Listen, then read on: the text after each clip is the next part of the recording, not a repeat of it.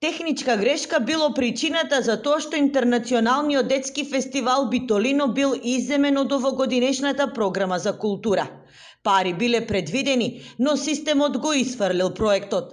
Колкава сума ќе добијат дополнително ќе бидат известени. Вакво оправдување, но извинување од ресорното министерство доби Васко Мавровски, директорот на Битолино, откако вчера јавно реагираше дека ги нема во националната програма. Јас правев анализи на тоа што е објавено, таму конкретно пишува дека се одобрени 15 проекти со конкретна сума до денар, така да имам голем сомнеж во тоа дека системот го исфрлил Битолино. Тоа е нешто слично на онаа приказна со кабелот во болницата во Тетово.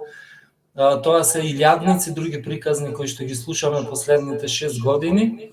И за жал, јавните реакции не кај секого врват. Реакциите и понатамо не стивнуваат. Државни пари во висина од 1.800.000 денари доби албанскиот театар за реализација на фестивал на албански театар Моисију во Приштина, Косово.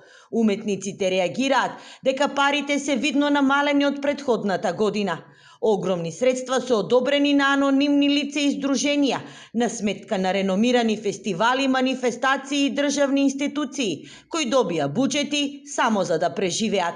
Ваквото прераспределување на државните пари е само предизборен поткуп и начин да се создадат уметници, кои потоа нивната креативност ќе биде искористена во политичката кампања, смета Мавровски.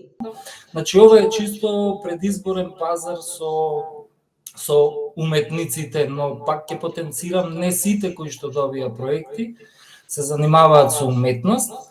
Например, последното што го видов финансирање на фестивал во Косово, мислам дека ги надминува сите граници на нормалното, на разумното.